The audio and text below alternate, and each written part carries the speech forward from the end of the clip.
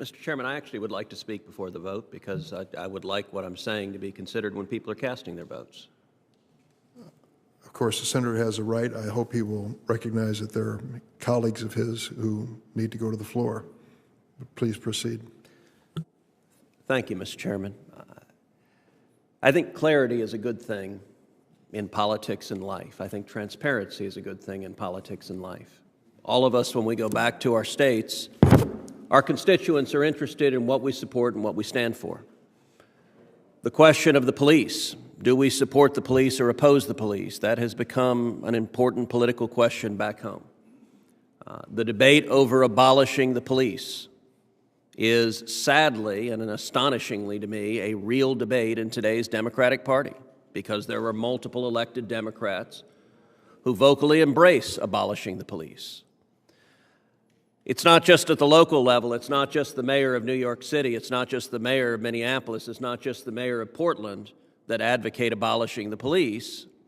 Sadly, it is now senior officials at the U.S. Department of Justice, the number 2 official at the Department of Justice, and the head of the Civil Rights Division at the Department of Justice.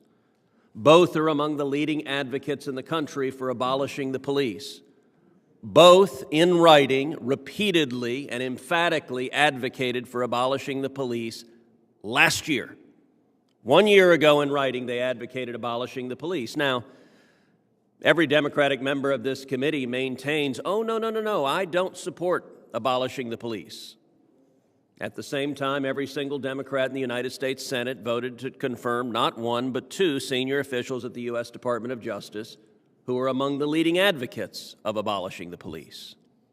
And now we get a third time where, listen, our votes have consequences. By the way, I voted hell no on both of them because I think abolishing the police is insanity, and I'm emphatically against it. That's an easy vote, and I'm very comfortable telling the people of Texas why I cast that vote. Now we have the nomination of Ms. Rollins. I'll confess, a week ago I had no idea who Rachel Rollins was. I'd never heard of her, never encountered her. Then I looked at her record, and it takes your breath away. We're dealing with an individual nominated to be a U.S. attorney in Massachusetts who has been vocal and aggressive against prosecuting crime. Look, part of abolishing police is getting rid of the men and women in blue that keep us safe. Another part of abolishing police is telling prosecutors, you no longer prosecute crimes. We're not in the crime business anymore. In other words, we, the government, almost always, and in fact, I'll take out the almost always Democrats, say, given a choice between a violent criminal and an innocent citizen, we, the Democrats, choose the violent criminal. You may say, surely that is hyperbole. No one would be crazy for someone who meets that description to be the U.S. attorney. Well, let's look at her record.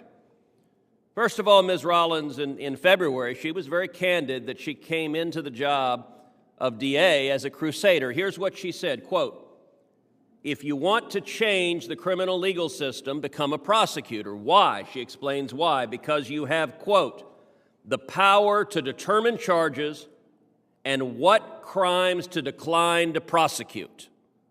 So that's what Ms. Rollins tells you matters about a prosecutor, the power to say, I won't prosecute these crimes. Well, surely she exercised it with reason and restraint. That's what our Democratic colleagues on this committee are suggesting. Well, let's look in writing, and I will say this document, it is entitled Appendix C, SCDAO, Declination and Diversion Policy. Boy, what an incredibly boring title designed to mask a horrific policy. I would encourage anyone, look, if you're watching this at home, and let's assume you have political leanings. You're a Republican, you're a Democrat. If you're a Republican, you're inclined to believe the Republicans on this. If you're a Democrat, you're inclined to believe the Democrats on this. Let me suggest something to you. Go read this document. I'll tweet out this document. Just read it. Read it yourself and then ask who's telling the truth.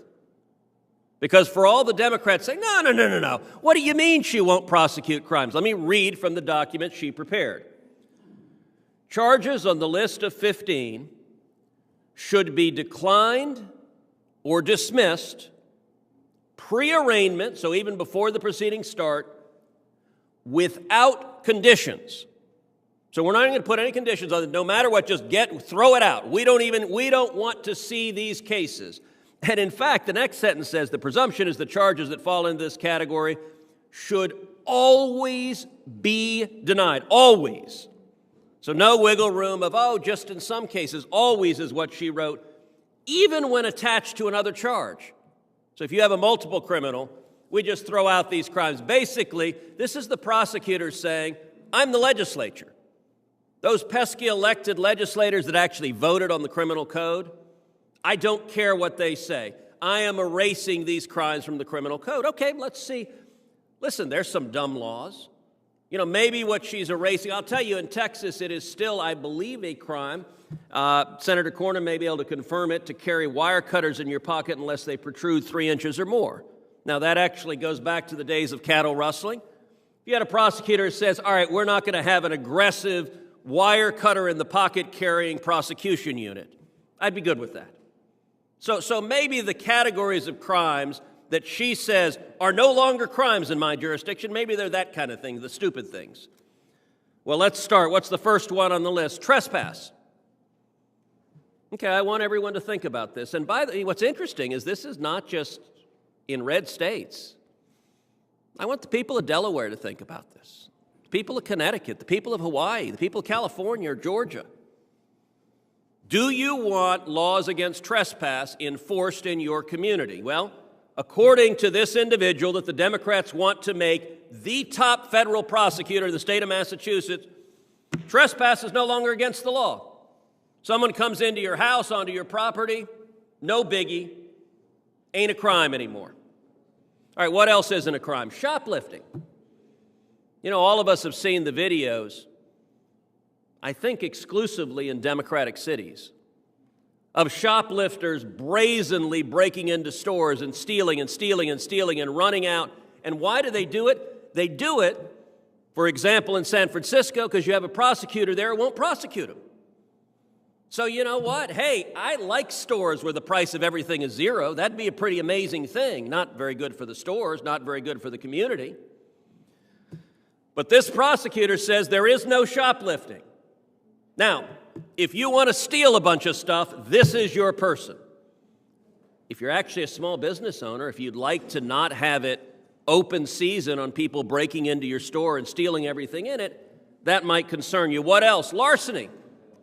Larceny is not a crime. Remember, that she said these should always be declined to be prosecuted. Larceny is on the list.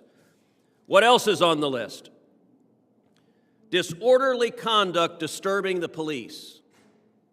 So let me ask you, and the amazing thing is, even in blue states, in Minnesota, I promise you there are a lot of moms that are not eager to discover that if someone is drunk and screaming and trespassing on their front lawn and urinating and defecating on their front lawn in front of their children and cursing at their kids, that, hey, according to the Democrats, not a crime, won't be prosecuted, and by the way, when that person comes back to your front lawn tomorrow and does it again, it's not a crime tomorrow either. Remember, always decline to prosecute it. So disorderly conduct is apparently not a crime. What else? Receiving stolen property. So it's good news. At least she's analytically complete. The shoplifters can steal everything in the store. They can take it to the fence, and the fence can then take everything in the store. If you believe that theft doesn't matter, that's a great idea. If you believe in actually enforcing the law, that's insane. What else is not a crime under the lawless administration of this supposed district attorney? Driving with a suspended license. Well, listen, that sounds pretty mild. I mean, a suspended license, that's a technical thing, right? What's the most common area typically where people lose their license? For driving drunk. Where do you get your license suspended? When you drive drunk. So if driving with a suspended license is not a crime, then apparently it is open season for people who have had their license suspended because they're repeat drunks because they endanger the safety of innocent people, of children. They get in a car and drive, they get pulled over, you don't have a license. Hey, no problem, keep on driving. Let us know when you kill someone when you're drunk next time. What else is not a crime, according to this radical? B&E, which all of us who watch Law & Order knows that stands for breaking and entering. into a vacant property to sleep or escape the cold. Okay, that sounds kind of reasonable. All right, a vacant lot, it's cold, you're going there. All right, that actually on the list, you can understand the reasoning. If it's cold, you're breaking into a vacant lot. It's vacant, there's not anyone there to be hurt. You can understand that one. And at least she has the good sense to say it's got to be vacant, because that way no innocent people will be hurt, right? Well, what's the next one on the list? B&E into a non-vacant property to sleep or escape the cold. Well, what's a non-vacant property? Like, I don't know, your home? So apparently what she's saying is if it's cold outside, it is no longer a crime for somebody to break into your home, so they can trespass on your property. They can break into your home, they can commit larceny, and apparently sleep in your living room. Now, I want each of you to imagine, look, there's an element of how would you answer one of your constituents if someone is doing this? And the answer from the prosecutor is, we will always dismiss the case. What else won't she prosecute? Wanton or malicious destruction of property.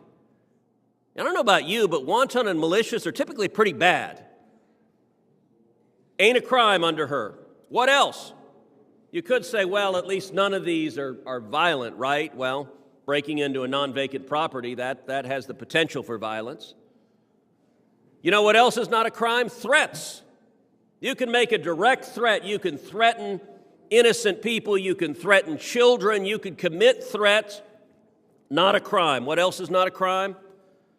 Minor in possession of alcohol. Kids apparently drink like crazy, guys. Party when you got it. What else is not a crime? It's not just alcohol. Okay, you got kids with beer. All right, that's not the first time that's ever happened. Well, marijuana possession of marijuana paraphernalia. Okay, you've got some recreational pot. There's some jurisdictions that have legalized that. Understand that. Well, but it's just the users, right? It's the low-level guys. Nope. What's the next one they don't prosecute? Possession with intent to distribute. So if you're a drug dealer, get yourself to Massachusetts. You know, it used to be that you had to pay off a prosecutor and have a corrupt prosecutor on the payroll to get out of jail. Now you've got someone who's just openly saying, drug dealers, come to Massachusetts because we don't prosecute people for possession with intent to distribute. And by the way, you might say, well, it's just marijuana. There are a lot of places that say marijuana is not too bad. Well, what's the next one on the list?